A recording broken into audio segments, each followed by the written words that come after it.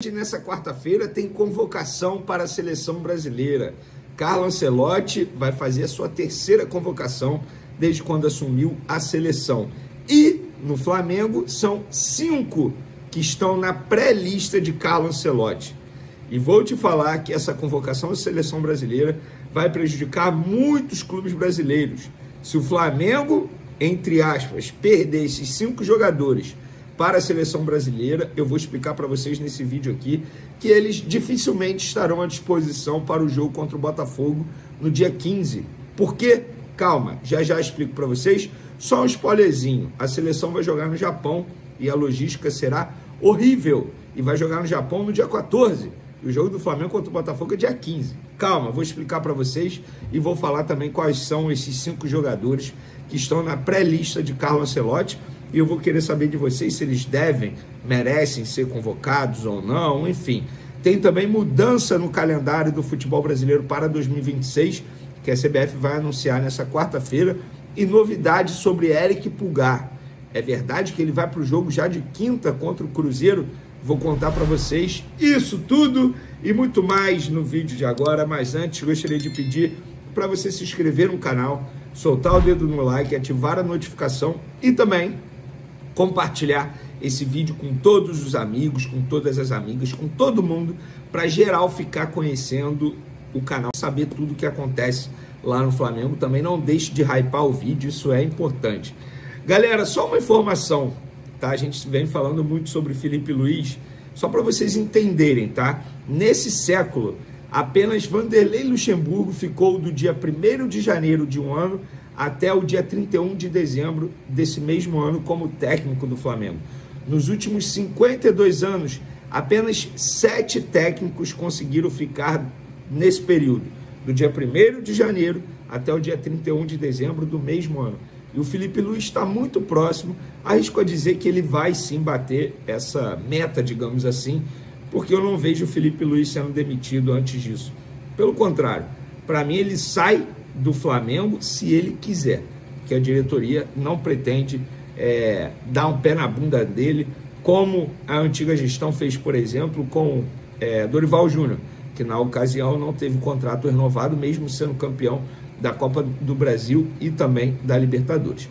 Vamos para as informações, dando continuidade aqui. A CBF prepara mudanças radicais no calendário para 2026. Informação do UOL. O novo calendário será anunciado nessa quarta-feira, tá? O que já tem de indicação de novidade. Final da Copa do Brasil deve ter jogo único em sede neutra. As 5 fases iniciais também devem ser em jogo único. Jogos de ida e volta serão a partir das oitavas de final. Antecipação do início do Brasileirão. Em 2025, o campeonato começou em 29 de março. Em 2026, a primeira rodada deve ser próxima ao início da temporada. É provável que o Brasileirão seja disputado juntamente com os estaduais.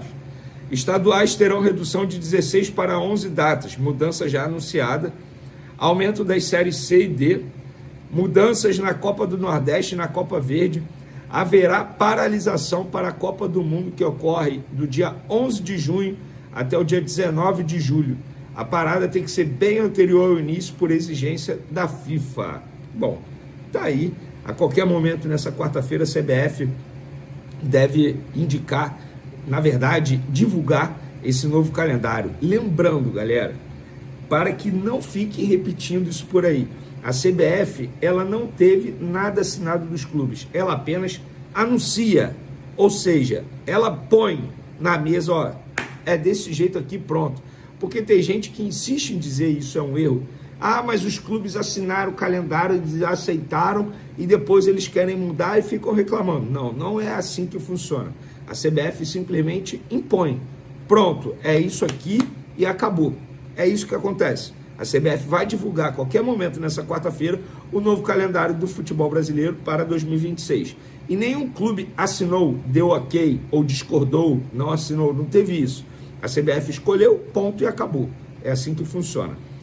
Falar do Pulgar agora, porque recentemente muita gente andou me perguntando se o Pulgar tem chance de ser relacionado para essa quinta já contra o Cruzeiro no Maracanã. Lembrando que é um jogador que está em fase final de recuperação de um problema que ele teve no 5º metatarso do pé.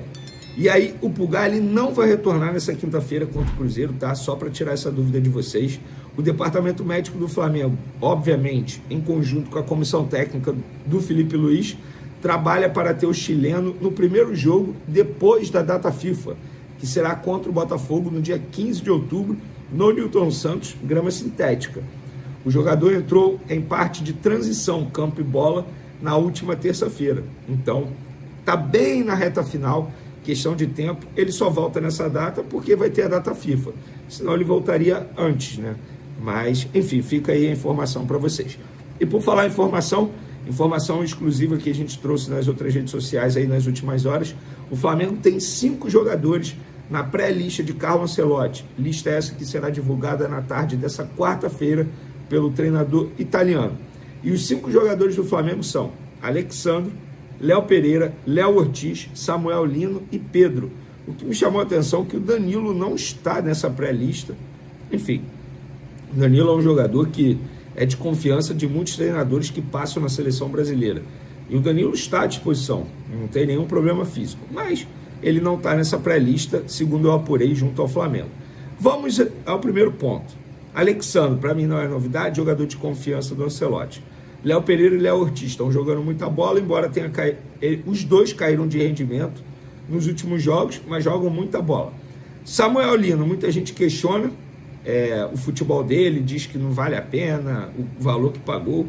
Eu acho que vale a pena sim, que é um jogador diferenciado, embora, de fato, eu concordo que ele pode render mais, mas o mais importante é você analisar o jogador não só pelos números.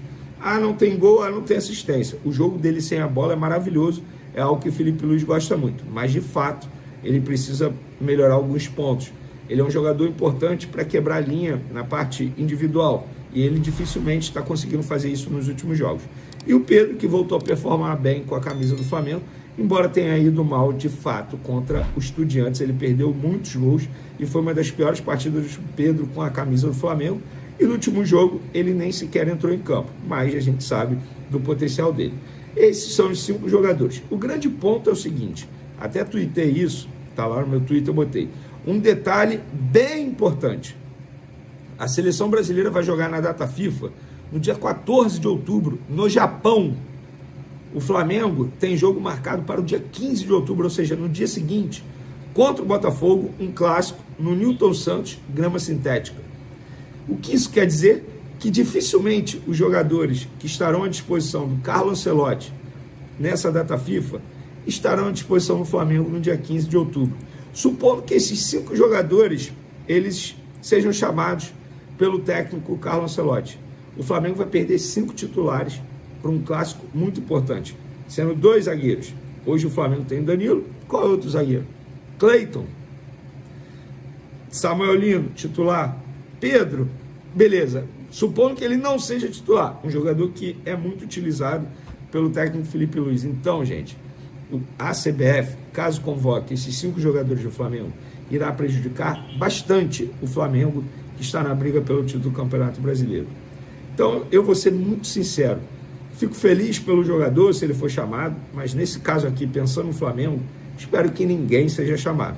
Eu não imagino os 5 jogadores lá no Japão, fuso horário e tal, não sei o quê, vindo direto para o Brasil para jogar no dia seguinte um clássico em grama sintética. Eu não consigo imaginar isso. E vocês, conseguem imaginar?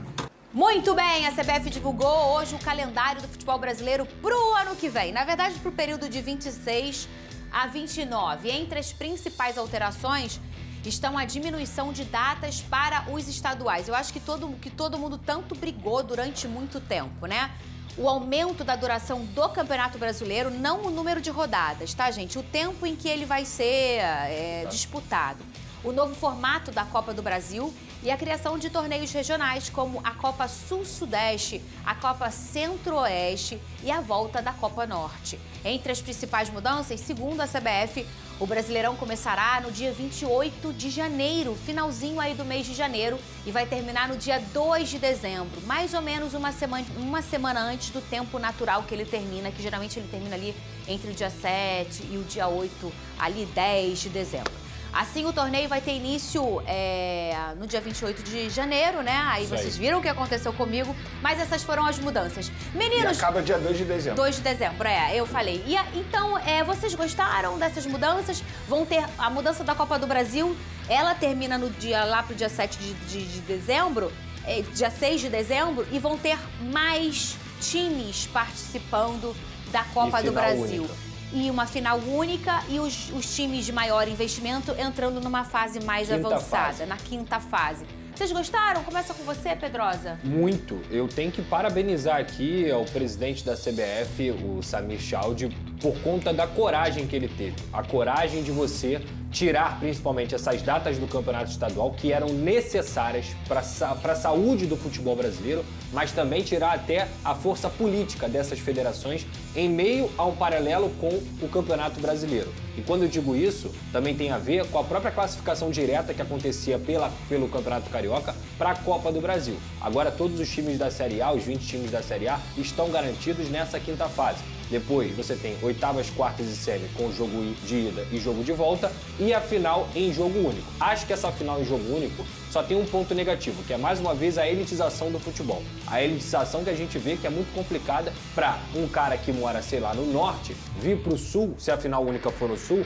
porque ele vai gastar um dinheiro absurdo para ver o próprio time. Então, quando você tem que é o que já acontece na Libertadores e na Copa Sul-Americana. Exato. Então acho que isso acaba elitizando mais um pouco o futebol, mas isso é uma pequena crítica dentro de uma mudança que, para mim, é muito positiva.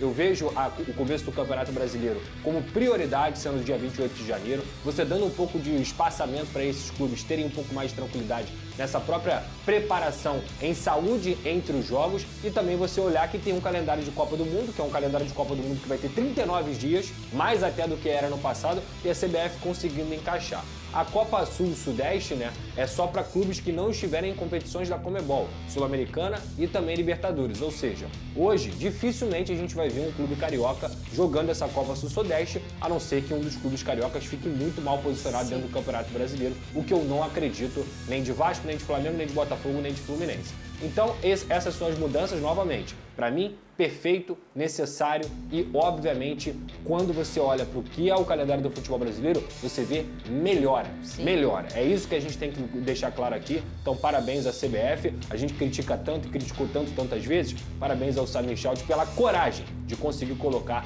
os estaduais com datas reduzidas e priorizar o Campeonato Brasileiro, que é a competição mais importante que tem aqui. Gente, inclusive, foi uma promessa de campanha dele. Exato. Quando ele se candidatou a presidente da CBF, embora só tinha ele ali, mas ele prometeu isso, que iria mudar o calendário brasileiro, prometeu e cumpriu. Agora, eu tenho uma outra crítica em relação também à final única da Copa do Brasil. Eu acho que eu faria diferente botando 2 jogos. Por quê? Porque é quando os clubes ganham renda. Por exemplo, quando são 2 finais, 2 jogos na final, jogo na sua casa e jogo na sua casa. Quando você tem um jogo na sua casa, a sua renda é muito alta por conta disso. Então seria minha única crítica aqui, mas é um pouquinho de crítica em relação a isso. No contexto geral, é só parabenizar a CBF pela mudança. Eu não gosto de final única também. Eu também não gosto por vários sentidos. Eu acho que essa questão do Pedrosa o primeiro ponto é a elitização. Você imagina que só vai assistir a final quem tiver a grana para viajar para ver teu time. Ao menos que você tenha sorte. Ou vai passar perrengue. Ou vai andar de ônibus 50 horas. E outra coisa também, é tão bonito, o que é mais bonito no futebol é a festa das suas torcidas. E quando você tem uma final, ali é a explosão total da sua alegria. Então você joga na sua casa e eu jogo na minha casa. Eu faço a minha festa e você faz a sua festa. A gente acaba perdendo esse espetáculo particular que o futebol tem, que é o show das suas torcidas. E a Copa do Brasil era a única que proporcionava isso, estou falando em competição nacional, de ter 2 jogos numa final. Porque a Libertadores já não é mais assim. Campeonato Brasileiro é ponto corrido. Sul-Americana também. Sul-Americana é a mesma coisa. Ou seja, a Copa do Brasil era a oportunidade de ter uma final em 2 jogos. Mas, repito, diante de todas as mudanças, diante do que a gente tinha, isso é apenas uma pequena crítica em cima de vários elogios que eu faria aqui em relação a essas mudanças no calendário do futebol brasileiro. E o mais importante, a gente vai ter uma parada para a Copa do Mundo esse ano, depois vai ter parada para a Copa do Mundo do futebol feminino. Ou seja, o calendário do futebol brasileiro nos próximos anos será extremamente enxuto.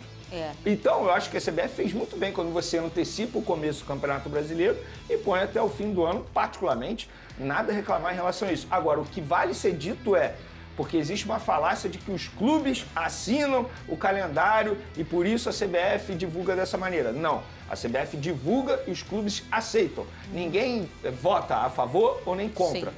Então acaba essa falácia de que os clubes assinaram o calendário, então eles não podem reclamar. Não, eles podem reclamar se eles entenderem que o calendário não é justo para eles. Mas eu acho, diante do que a gente tinha, agora ninguém vai reclamar. E tem um detalhe, a gente entende que tem uma federação que vai cuidar, né? E que tem a CBF que vai cuidar no macro. Sim. E que vai pensar no melhor. Eles são treinados, que a gente espera que sim, para pensar num calendário. E o calendário, gente, no mundo, no história do futebol brasileiro também, ele sempre mudou. A gente olha as competições, como já foi o Mundial, como já foi o Campeonato Brasileiro, ele já se chamou Taça Brasil, depois Campeonato Brasileiro, que tinha mata-mata e tinha final, depois desde 2003, pontos corridos. Por quê? O futebol vai mudando, eu falo isso sempre nesse programa, a cada década ele muda muito, o seu jeito de jogar, o que se exige dele, como é feito o espetáculo. E aí você vai mudando o calendário para que fique bacana para todo mundo. A gente vai encontrar erros nesse calendário? Vai. Mas sabe quando? Quando começar a executá-lo. E é natural, e é assim mesmo. Você pegou ali um ano que começava em abril, pegou e terminava em dezembro. Você puxou a corda. Você botou começando em janeiro, porque o Vene traz um ponto. Tem a Copa do Mundo, ela vai de junho até julho. É um mês parado. Não é e nem no um outro mês, são ano... 39 dias. Exatamente, é verdade. É mais... Não. Mais do que 39 dias, porque a FIFA exige que o calendário do futebol pare muito antes. Sim. Então, ou seja, pro povo de casa entender, a Copa do Mundo começa no dia 15 de junho. Então dia 14 de junho vai ter jogo no futebol brasileiro. Não. Ela tem que parar muito antes por conta da Copa do Mundo. Perfeito. Porque as seleções precisam se preparar um Claro. pouco, né? E só tem um outro ponto também, que aí eu acho que não é culpa da CBF. Mais uma vez, a gente vai ter data FIFA e com certeza jogos marcados um dia depois da data FIFA. Mas Não. A gente vai falar sobre isso. Isso é um absurdo que vai acontecer já nessa data FIFA. Em relação ao Flamengo e Botafogo. O Flamengo e o Botafogo podem ser muito prejudicados em relação a isso. Torce para não ter nenhum jogador convocado para a seleção brasileira. Porque a seleção brasileira vai jogar essa data FIFA, como o Pedrosa mencionou, dia 14, no Japão.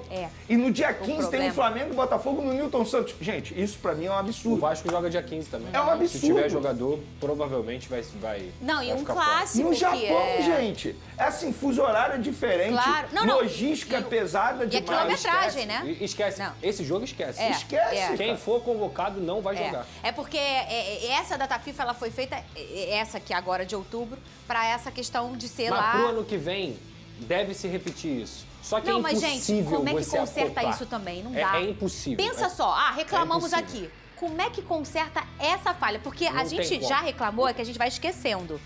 A gente já reclamou do momento em que a No seleção caso jogava... de Flamengo e Botafogo, poderia botar na quinta-feira. Não, tudo bem, dá pra ajustar. Entende o que eu tô Mas o que eu tô falando? querendo dizer assim, de não ser nesse jeito. Sim. A seleção jogou no dia e no dia seguinte já voltou pra jogar o campeonato. Já teve um momento em que alguns jogos, assim, nem tinha tal da data FIFA. Sim. E é que se brigou, meu Deus, é o meu jogo, aí pede pra liberar jogador, e aí agora tem. Mas imagina, ia ficar muito tempo parado, e aí você não tem um calendário pra respirar. Eu tenho uma sugestão. Qual é a sugestão? Mas aí, enfim, é uma sugestão que o Ancelotti deveria, entre aspas, levar isso em consideração na hora da sua convocação. Entende o que eu tô falando? Eu entendo, Mas mas aí você mexe com o ser humano, jogadores. com sonhos. Mas olha só, esse é o ponto. Aí você prejudica Esse é o o atleta. ponto. É difícil. Tipo assim, é chato pro atleta. vou dar um exemplo. O exemplo Paulo que a gente tá Henrique. falando. O Paulo Henrique. Cara, o cara há 5 anos. Não, 6 anos, esquece, ele tava é a no chance Londrina. dele. Ele É a tava no chance Londrina. dele. E assim, com todo respeito ao Londrina, mas você via. Era uma realidade completamente impossível pra ele. Se ele for convocado hoje, cara. Não, mas não tem o Paulo como. Henrique eu entendo. Aí a gente eu tá vou dar falando um de outro família exemplo. chorando, o cara Não tem realizando como. o Eu vou dar um sonho, outro não tem exemplo. como. Vitinho, por exemplo, que foi convocado para a última... Lateral. Lateral direito. Ele já conhece o Vitinho. Teoricamente, ele fala assim, pô, o Vitinho eu já conheço. Ele já conhece mais o Vitinho. O Samuel Lino, ele vou dar um foi lá exemplo. na CBE, ele foi lá Não na tem Granja, como. ele treinou, ele vestiu a camisa amarela. Eu acho que os clubes não podem ser penalizados Eu dessa espero, forma. do De fundo do meu verdade. coração, que isso ainda seja um grande sonho de todos eles. Mas é, Fernanda. E eu acho que ainda é. Claro que então, é. assim, eu, como torcedora do Botafogo, eu fiquei brava, porque no dia seguinte o Botafogo tinha um jogo na altitude da LDU. E foi até eliminado. Mas o Vitinho realizou um sonho da vida dele. Não, tudo um bem. sonho de menino, de jogador, de profissional. É como a gente Só aqui, que olha ó. só, Vamos entre dizer assim. emoção e razão, eu prefiro pensar com a cabeça de dirigente. De verdade, você põe no lugar do dirigente que faz um investimento Eu entendo, altíssimo claro. para montar um elenco forte para brigar por títulos.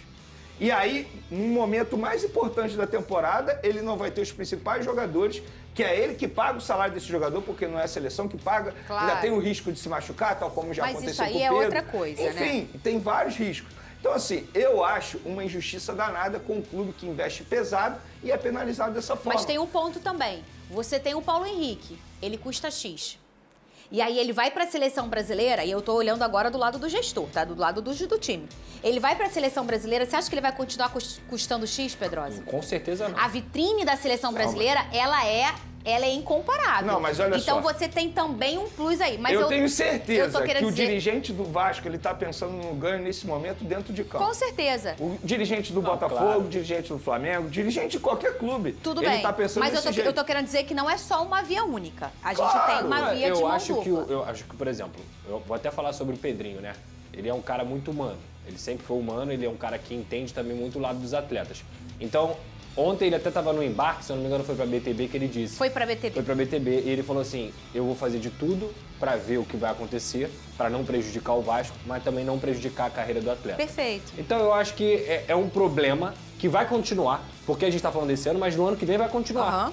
E que talvez só melhore em 2027, que aí você não vai ter uma competição tão grande no meio do ano. Não, tem a Copa do Mundo Feminino, não? 27. Tem Copa América. Não, é em eu sei que 27. tem alguma competição Então, mas que é vai menor parar. do que a Copa É do menor, Mundo, é menor. entendeu? É. Aí você vai ter mais datas. A feminina é 27. Mas É esse 27, problema da convocação E vai ser aqui. jogo marcado um dia depois da data FIFA, ele vai continuar. Vai continuar. Ele vai continuar. E eu acho que de tudo... Não, eu acho que é há jogos e jogos. É. Esse, pra mim, é muito absurdo, porque assim, é no Japão, gente.